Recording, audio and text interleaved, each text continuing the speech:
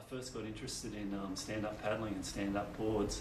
I think it was about 2 or 3 years ago. I was in Hawaii for Randy Rarick's surf auction, and I spent a bit of time with Tom Holbrook, who is from Quicksilver in the United States. And Tom is like totally into stand-up paddling. He's like, more into it than anyone that I actually know. And then a few months later, I was in California for the SEMA Waterman's ball, and I had a chance to go stand-up paddling with some friends at San Onofre. So I got to go on a 12-footer. The moment I got on it, I was like instantly hooked. I had a ton of fun, and it got me like really excited about stand-up paddling. And the first thing that I did when I came back to Australia after that trip was I bought a 12-foot longboard style stand-up paddleboard.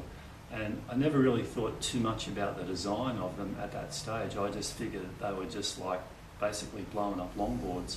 And what I was hoping to do was to progress from the 12-foot longboard style down to maybe an 11-footer and also possibly down to a 10-footer. And then I think it was maybe 6 months later or a year or so later, I was sort of scrolling through the internet, and I knew Dave Parmenter was shaping the C4 boards in Hawaii. I totally frothed when I saw the boards, because it was the first time that I'd really seen high-performance stand-up boards, which looked like sort of versions of some of the surfboards that people were riding. They had sort of progressive rockers, and one of the models, the 10-foot BK Pro, actually had a wing similar to what I'd done on the twin fins sort of in the 70s. So I was actually really excited about seeing all the different shapes and seeing how progressive the boards were. And I had a chance to ride Brian's model, the 10-foot BK Pro, and I instantly fell in love with it. It was like, it was the best stand-up board I'd ever ridden up until that point. And it was amazing how much better it surfed and how easily it turned in comparison to the longboard style ones that I'd been riding. So that was sort of, I guess for me, that trip, and seeing the boards that Dave was shaping and seeing the range of C4 models, I guess it was a real awakening as to what was available out there in performance stand-up boards. So I was kind of happy with that one for a while, and then I got kind of keen to actually get a hand-shaped EPS one. So I rang Dave Parmenter to see if he was interested in doing one for me, and Dave seemed pretty excited about doing it, and I was excited about getting it.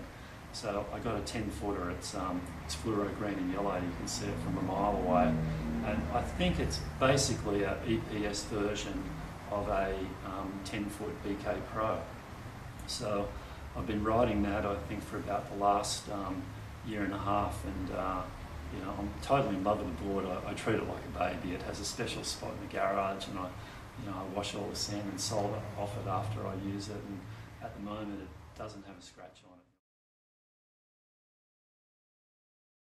Dave sort of sends me emails every now and again when he gets excited about something new that he's doing, and I guess it's probably maybe, I don't know, a couple of months ago, Simon Dodd, who's the C4 rep in Australia, got in the new sub-vector models like the 9.3, the 9.6 and the 10-footer, and Simon lent me the 9.3 and the 9.6, the demo models, to have a ride on, and I instantly fell in love with those. And as I said, I've been riding the 10-footer, like I jumped straight on the 9.6 sub-vector, and it actually felt more stable than the 10-footer I'd been riding, and as well as the extra stability being shorter, it felt like it turned a lot easier as well.